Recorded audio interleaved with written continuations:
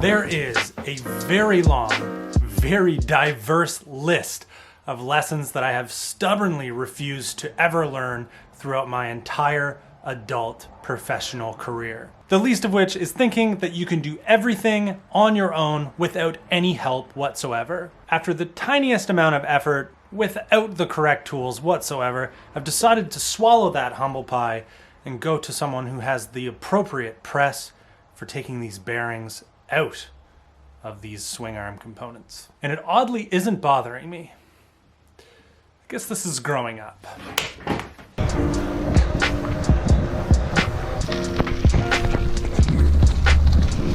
If ever you have any doubts whatsoever about going tubeless, try riding a track lacrosse bike on a rocky, gravelly road without getting a flat, and then come talk to me.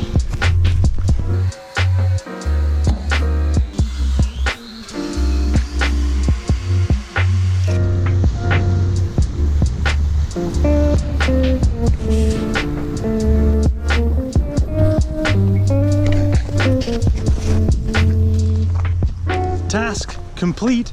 I had originally thought that I would show up and we would do that with the 10-ton press that they have in the shop, but we collectively all agreed that it might make more sense to put somewhat delicate aluminum bicycle components into a vise and take it out without 10 tons of force, which likely was the right decision.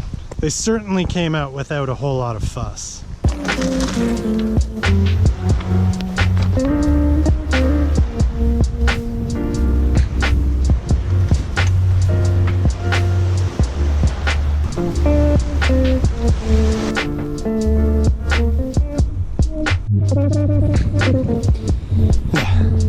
Sun's not at the right spot. Okay, Q&A time.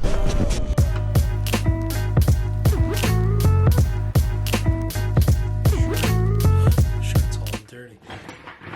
Q&A prompt, as always, gets put on the community tab of the channel. If you missed it again, I'm sorry. Catch you on the next one. Okay, first question. I get this a lot. Did you attend a course to become a bike mechanic? No, I didn't. But to receive the here's the parts here. To receive the felt compulsion, I actually donated my Saturdays and Sundays to a local bike shop here called Ideal Bikes for like 2.5 years. I would work full-time at an aerospace company with my engineering diploma that I have. And then on Saturday and Sunday, I would go to the shop for the hours they were open, and I would work and learn everything while I was there and receive my full suspension all mountain bike as payment for time served. That is how I learned everything I know.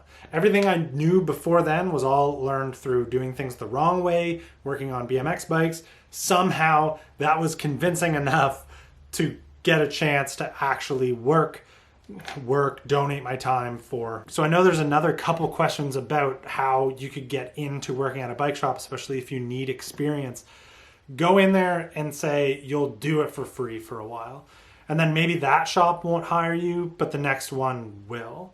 So like sweep the floors, help on the floor, help with everything with spare time that you can donate. Most shop employees, if they're not too cantankerous and have been in the industry too long that they're too cranky to want to show you anything, will eventually warm up to you and show you everything that you need to know.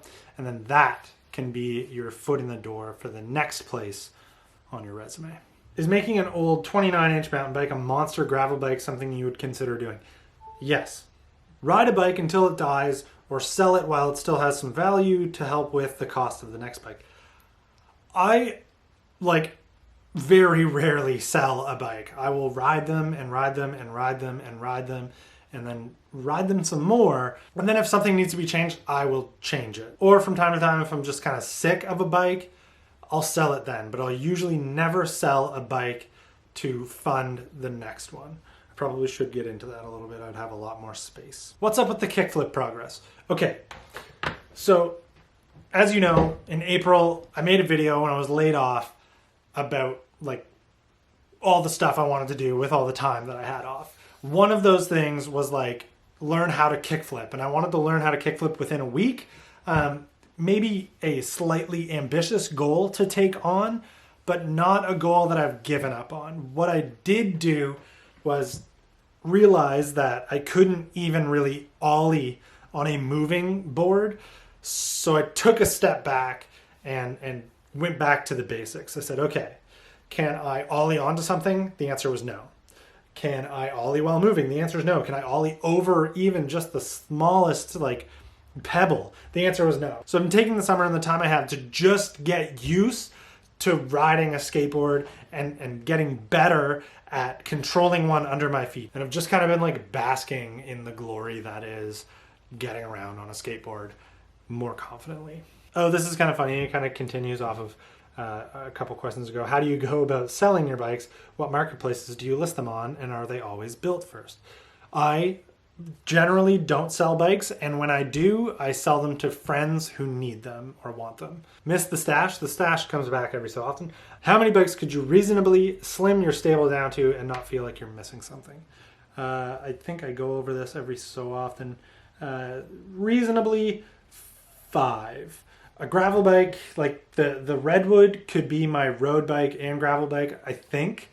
A BMX, I'm gonna go with like a 130 mil, like down country mountain bike, and a fixed gear. Okay, 4. I can do 4. I guess I would need a cross bike. 5.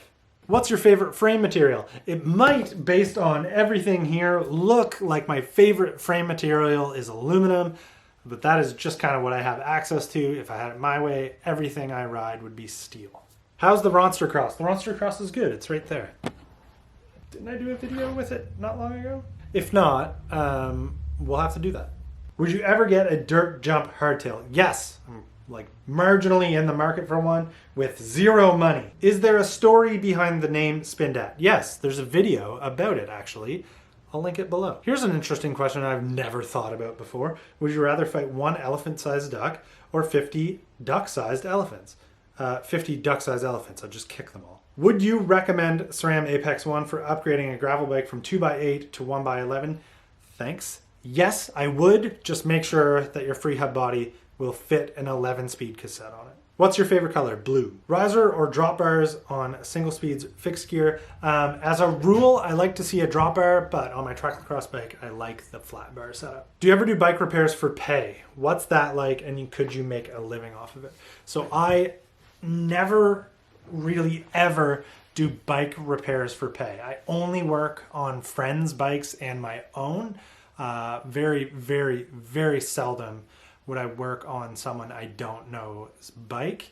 And most of the time I'll not accept a payment. I worked in a shop long enough to know how much I hate when you do a really good job on someone's bike, you know that it's leaving the store working perfectly, and then you send it out the door with someone who maybe doesn't know how to like deal with a triple, or like doesn't know that you can't lay a bike down in the back of your car drive side down because you'll bend the derailleur hanger, and then like next thing you know they're coming back with a derailleur that went into a wheel, or like the clicking didn't go away and you're trying to tell them that they're using the bike wrong, and that's not a dynamic that I like. So I avoid it. I avoid it at all costs, and I'll probably never work as a bike mechanic for the public ever again. But do I think I can make a living off of it? With this channel, yes. What's your favorite non-biking outdoor activity? I think swimming. What has been your favorite bike to tinker with? Either the Ronster Cross or the Poseidon X. Did you ever see your YouTube career growing to the size it has now? If yes or no, why? So no, I never ever would have expected that my YouTube channel or the career in YouTube would have ever really gotten to like this point. Really, when I started, I was just like, okay, I'm gonna make videos that like maybe I would watch. So that was kind of the catalyst that got me started. And my goal was like, at some point, I think it would be cool to get like 10,000 subscribers. I remember having those conversations where it was like, people knew people who knew people who had YouTube channels with like 10,000 subscribers, and they made like $1,000 or like $2,000 a year. And I thought that would be the coolest. I was like, I'd like to get there. And then, you know, I did. And then I did again. And then now we're about to eclipse 30,000. And I must admit, I would not have thought that we would get here and that so many people would be receptive to the content that we create here. What's the most ridiculous thing you have the desire to build? The warehouse. The warehouse is absolutely the most ridiculous thing that I want to do. An indoor skate park with indoor dirt jumps and a spot to work on bikes with an office and a retail space to sell merch through. That is ridiculous. What's the coolest BMX trick you've done? Either ice picking the top of a 12-foot chain link fence or a 450 truck driver over a hip. Grease a free hub when installing a cassette or no?